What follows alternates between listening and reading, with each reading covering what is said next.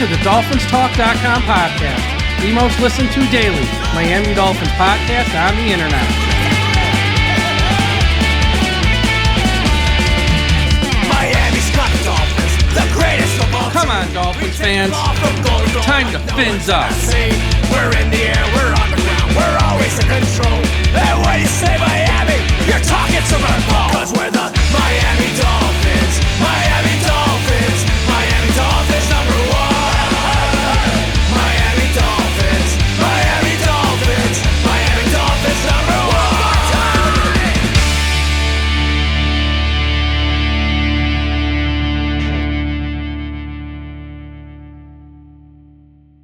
Good evening, Miami Dolphins fans. How are you today? And thank you for listening to the DolphinsTalk.com podcast on this Monday, January the 27th. I am your host, Mike Oliva, flying solo today. As we have a lot to talk about in the world of the Miami Dolphins. We got some coaching news regarding Darrell Bevell, Anthony Weaver. Reggie McKenzie is now gone, what that might mean. And I got to talk about this Tyreek Hill situation. It just never seems to end. And you know, I'm at the point where I got Tyreek Hill fatigue. I'm just sort of tired of talking about him. But we got a lot to talk about on today's show. But before we get to that, a quick word from our sponsor.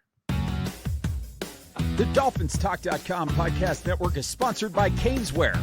Caneswear is the place to go for officially licensed apparel for the Miami Dolphins, Miami Heat, the Hurricanes, Florida Panthers, and all of the professional and college teams in South Florida.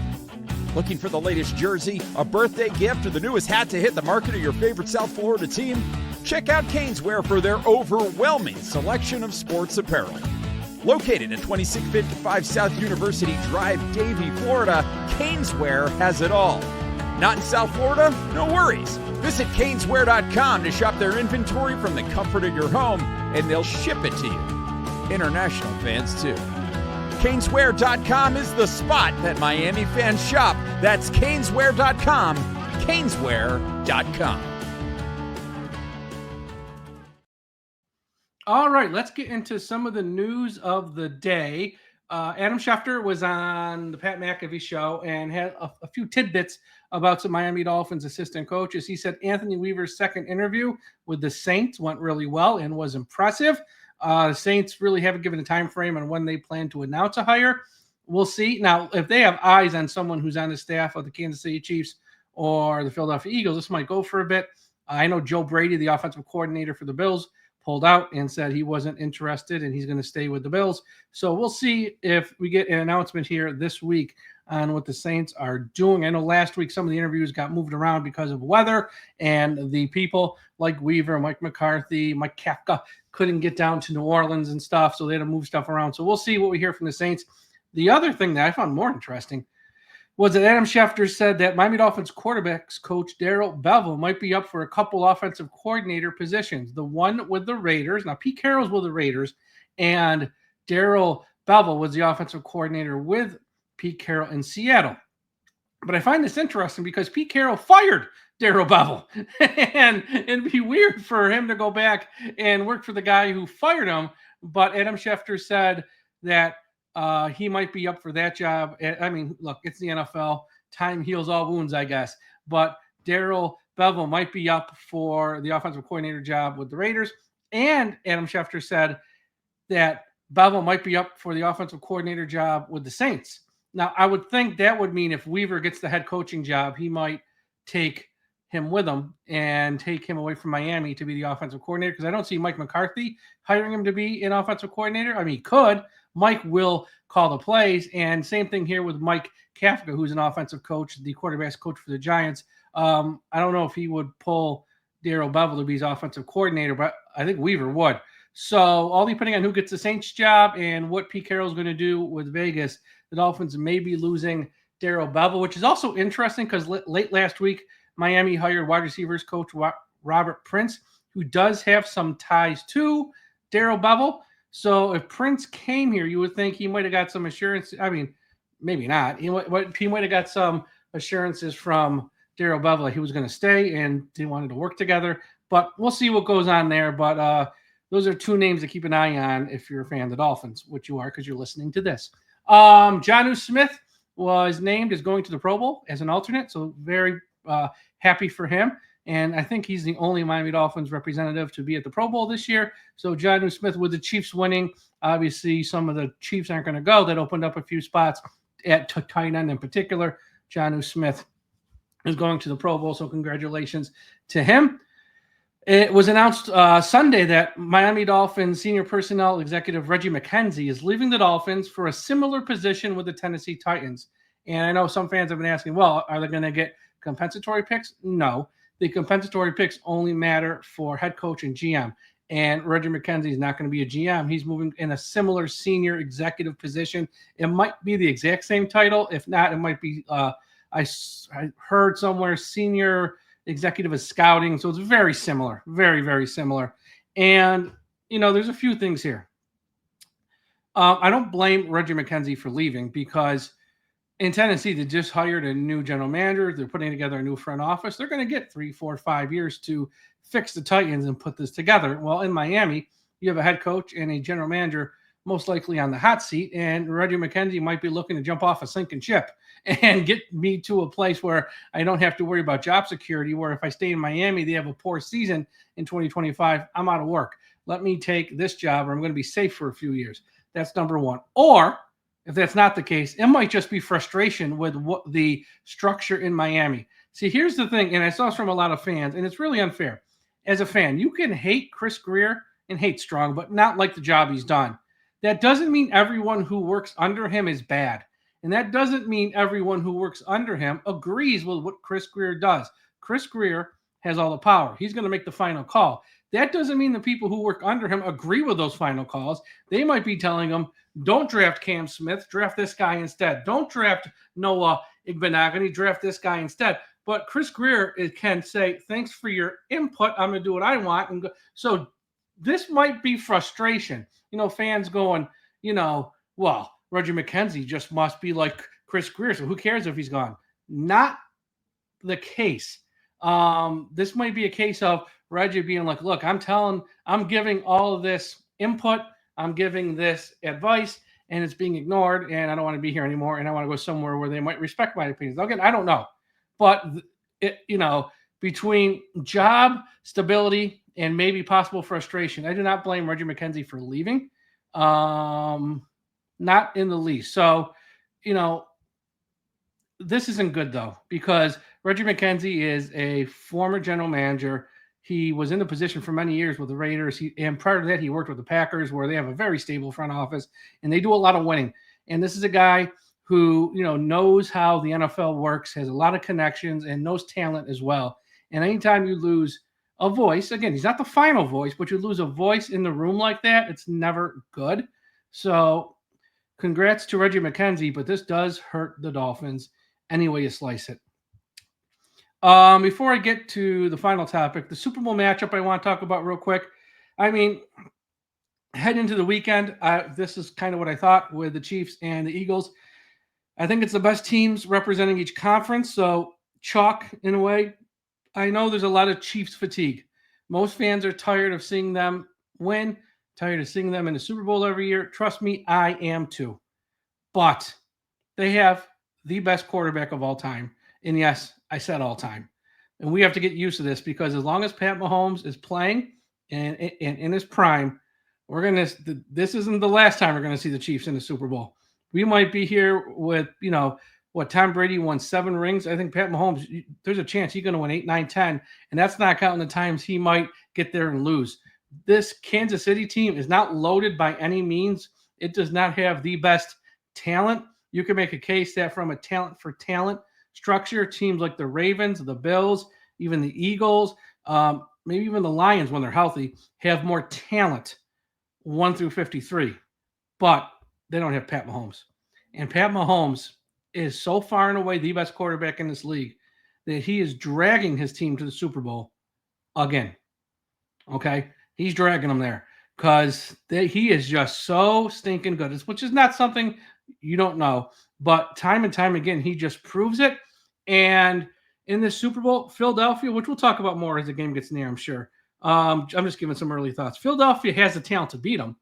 They are good enough to win this game. Now, will they? I have no earthly idea. And I'm going to be rooting like hell for the Philadelphia Eagles. But what we are seeing with Pat Mahomes here is the greatest of all time. I mean, this guy's in the Super Bowl every year, and he hasn't been in the league that long.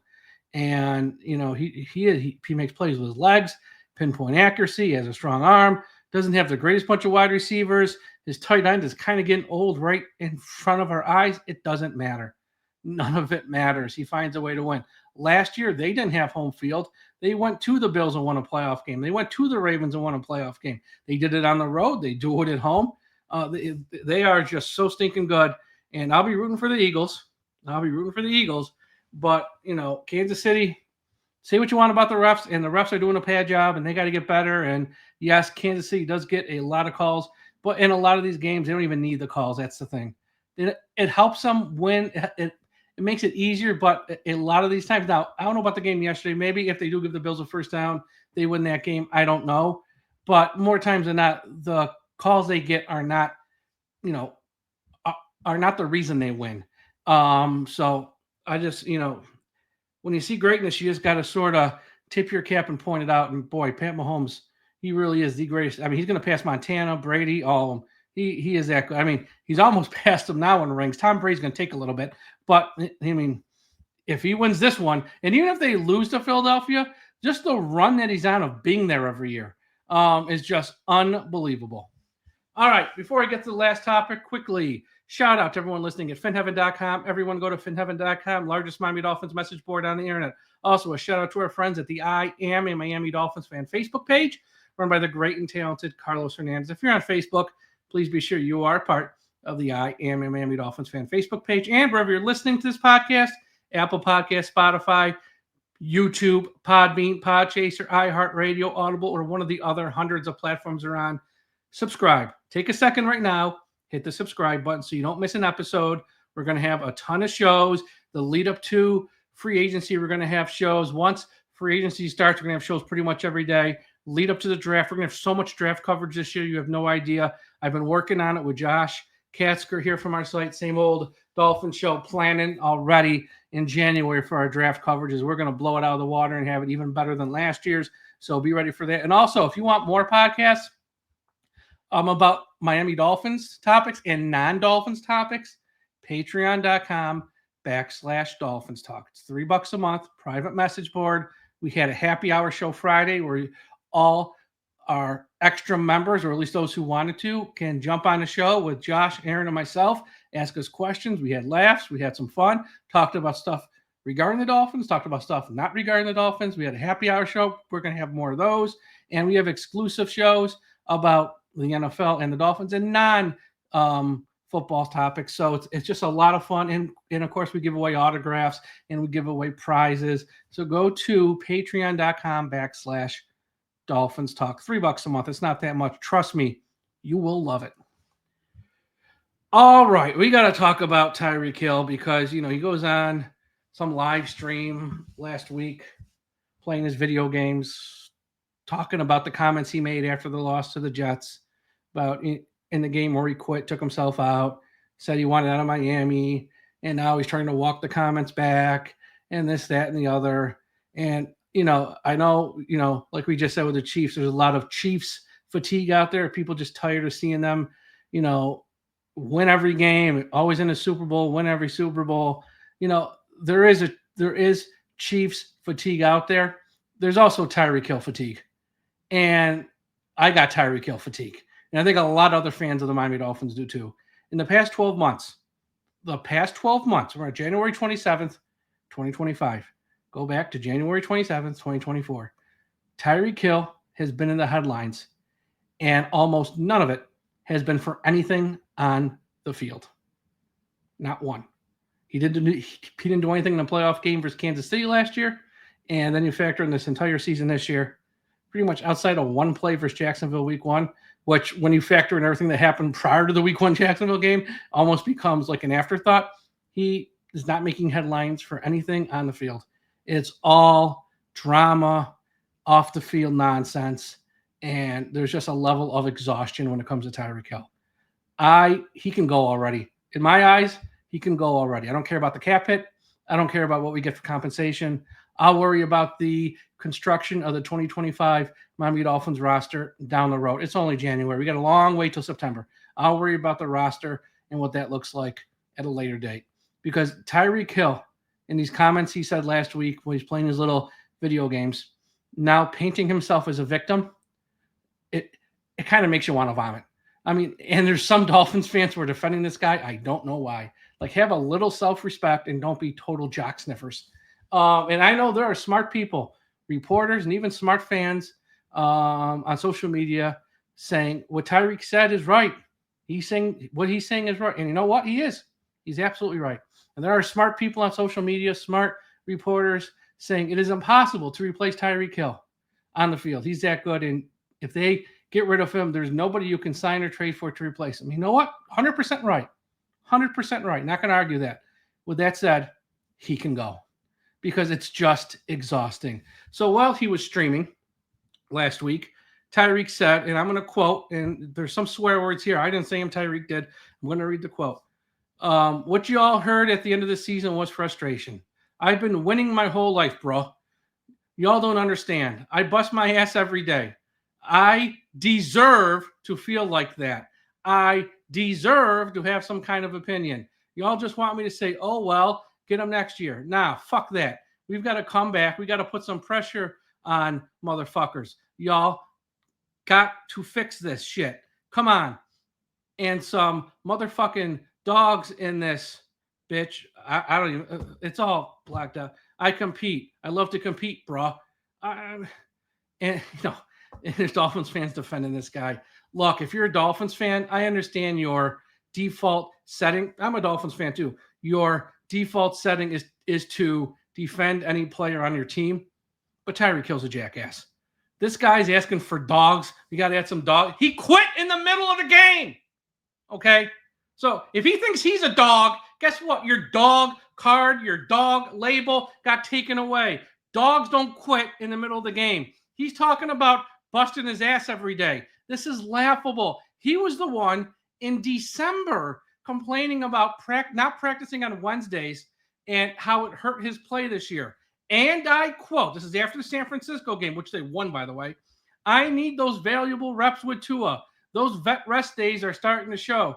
Those Wednesday reps are definitely showing. As a leader, I've just got to be able to bite the bullet sometimes in practice and get those valuable reps with QB1. Because if we're able to stay on the field on third down, who knows what could happen.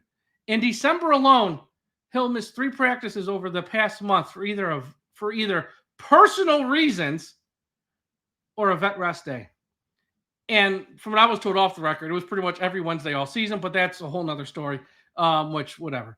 And of course, one of those days where he was vet rest day or he had a personal reason, you know, he's on video at a store selling his apparel. Enough. I know not every fan of the Miami Dolphins is fed up with Tyreek Hill, but I think a large portion of Miami Dolphins fans are fed up with Tyreek Hill. Whether it's when Tyreek Hill assaulted the guy at the Marina and it's on video in 2023, whether it's Tyreek Hill, who has a court date later this year in the middle of the 2025 season because he broke the leg of a plus-size model in his backyard, whether it's Tyreek Hill, who had 2 different paternity suits in 2024 alone. Newsflash, he lost them both. He is the father. Don't need Maury Povich to tell you that. Whether it's Tyreek Hill, who's pulled over and put in handcuffs prior to the Week 1 game versus Jacksonville. Whether it's Tyreek Hill, who last year filed divorce papers against his wife, only to claim he didn't mean to and it was a mistake. And then he fired the poor bastard who works for his agent or his lawyer, whoever, who actually filed the paperwork. Newsflash, the paperwork had to be signed by him. And I don't know how there's a mistake involved. You either signed the form or you didn't. Whatever. There was that whole saga. Then there was a few years ago, right when he got to Miami, when Tyreek Hill went on social media and said he was going to retire and be a porn star. Then there was the incident in the Atlanta Comedy Club last year where his boys started some sort of trouble and he had to leave just because he was in so much other hot water off the field. He didn't want one more thing. You know, there's something to be said for addition by subtraction. I know Tyreek Hill's a great player, but maybe him not being around, not the Tyreek Hill circus, that is always around the Miami Dolphins that he has to answer to, that the coaches have to answer to, that the 1 or 2 times a year Chris Grier talks to the press, he has to answer to, that his teammates have to answer to. If he's not around, on the field, it's going to be tough to replace him, but maybe overall in the big picture, it might be addition by subtraction. And I got 2 prime examples. I mean, there's many, but I'll give you 2. The Buffalo Bills had a nutcase wide receiver in Stephon Diggs. Last offseason, they traded him. Team didn't miss a beat. They're as good as ever. And they didn't really replace him at all either. They took Keon Coleman around 2. That's kind of all they did. The Bills did not miss a beat. Just get rid of the distraction and move on. And sometimes it helps. And here's the better example. In 2007, the New York Giants had a loudmouth tight end in Jeremy Shockey. Always talking. There's always reports he was making life hard on his teammates, in particular Eli Manning, at practice and behind the scenes. Shockey had a lot of, let's just say, Tyreek Hill characteristics. He was, at that time in like 06, 05, 07, that little time frame there in the early 2000s, he was getting over 100 targets a year for a tight end, or catching, 6, 7, 8 touchdowns a year as a tight end. He was one of the best tight ends in the NFL game at that time. So they put up with it because when you're putting up those types of numbers, guy can be a loudmouth jerk. Of the 2007 season, week 15, Shockey gets a season-ending injury. Stops being at practice. He's away from the team when they have games. He's out there, having surgery, rehabbing. He's just away from everything. You know what happened when Jeremy Shockey was away from Eli Manning? When Jeremy Shockey was away from his teammates? The Giants went on a run, won the Super Bowl, and beat the undefeated New England Patriots. Then, in the offseason, Shockey, because he's a jerk essentially, played most of the season for the Giants, threw another temper tantrum and didn't go to many, or I don't think he went to any Giants Super Bowl celebrations with his teammates. Guess what the Giants did that offseason? They traded him to the Saints. And then the Giants, a few years later, won another Super Bowl. And Jeremy Shockey's career went down the toilet. Sometimes you can have a great player, Stephon Diggs, Jeremy Shockey, who is a loudmouth jerk. And them being away really does help the situation. And I know on the surface level, the Dolphins offense without Tyreek Hill, it's going to feel like it's going to take a huge step back. And it probably will in some ways. But to think the team will just crumble and not win is just not true. I just gave 2 examples. There's many, many others of where those big loudmouth pass catchers, the divas who we've seen in this league now for 15, 20 years, you take them out of a situation, sometimes the team doesn't crumble and fall apart. Okay? Tyreek Hill, on whichever team he's on, takes all the oxygen out of the room. He makes life tougher for everyone else. And that way, no matter how great he is on the field. And now we're listening here, last week at the end of January, of Tyreek, sitting in his underpants playing video games. It's always, it's always funny when you hear coaches and you hear players say, I don't listen to online criticism, just a bunch of losers in their mother's basement sitting in their underwear. Now we got a player sitting in his underwear playing video games. It just, it writes itself. Sitting there saying, trying to walk back his comments and literally paint himself as a victim. I deserve this. I deserve that. Dude, you make $30 million or so per year. You're going to be a first ballot Hall of Famer. You got it. Okay. It's like you won at life. You've already won. You got what you deserve. I don't know. It's just, he came to Miami to get the money. We know it. Tyreek knows it. And Tyreek didn't hide it. And nobody has a problem with it. NFL players, we know one hit, your career's over. Get the money when you can. But if you're frustrated about losing, well, then you shouldn't have come to Miami, bro. We haven't won shit in 25 years. And you knew we were a losing organization when you approved the trade here. So don't cry about it. Do something about it. And FYI, when you quit in the fourth quarter on your team, no one wants to hear about your frustration because you ain't no dog, because you quit. You're a quitter. And that's what you're going to get labeled as now. And it's not just me calling you that. Some fan, turn on today, ESPN, former players, Ryan Clark, Shannon Sharp, Dan Orlowski, just to name a few. He quit. Like, you did not have to come to Miami. If you feel you deserve to win and you work too hard not to win, should have stayed in Kansas City and took less money. You made a choice. You wanted $30 million. Guess what? You came to Miami. And, we haven't won much in over 2 decades. And if you didn't know that, well, talk to your agent. He should have smartened you up. But this whole thing, like he wants like extra credit because I was injured last year and I played through an injury. Good. As fans, we appreciate that. What do you want, a cookie? You think you're the only player that's ever played through an injury? You're making $30 million a year, bro. You played through an injury. Great. Okay. What do you want, a pat in the back? It's acknowledged. We acknowledge you. You played through an injury. You know, Tyreek Hill lost the ability to take the moral high ground and talk about his frustration when he quit in the last game of the year. And I know some of you who probably are upset with me right now and want to defend him are saying, well, when he quit in the game, they were already out of the playoffs. They weren't going to win. It didn't matter. No, it does matter. Because if he's going to talk about leadership and we got to bring in more dogs and we got to be better, then he can't quit, okay? That's all it comes down to. Nobody wants to hear him complain. He chose his situation. He could have stayed in Kansas City for less money, stayed with Pat Mahomes, and had a fistful of rings, a ring for every finger, if that's what he wanted. But he wanted out. He wanted to get the bag, and he wanted money, which is fine. That's his prerogative, and I don't blame him for doing it, okay? I don't. And he got a choice to pick between Miami and New York. Neither organization is really anything to write home about, but he picked Miami. He literally got his way a few years back. He wanted out of Kansas City, got it. He wanted the money, got it. And Kansas City was so nice. They were like, you pick where you want to go. These are the offers. I want that one. Okay. And now he's a victim? Give me a break, man. Tyreek Hill ain't no victim. The fact he's trying to paint himself as a victim is A, laughable, but B, it's also exhausting. If you want the Dolphins to win, show up, practice. If they say veteran rest day, go, nope, I need to practice today. If you want the best Tyreek Hill, I got to practice. Show up, practice, don't cry about it, and don't point fingers. That's what Tyreek Hill has to do. Again, if you're a fan of the Dolphins defending this guy, I don't get it. We're not wired the same way. You're probably a jock sniffer. And I do understand his contract's almost impossible to move, but I would do it. Again, who am I? They probably won't. But just know, going into 2025, this is a ticking time bomb. What he said after the Jets game, all the red flags are there. So he's getting ready to go off. What he said, playing video games in his underwear, again, I deserve this, I deserve that. Red flags are there. What happens if we start the season 0-4? You're going to get a Tyreek Hill blow up. He's probably going to throw everyone under the bus. And people are going to get fired. The season's going to be lost. Tyreek Hill's not going to want – you can see it coming a mile away. All the signs are there if you want to see it.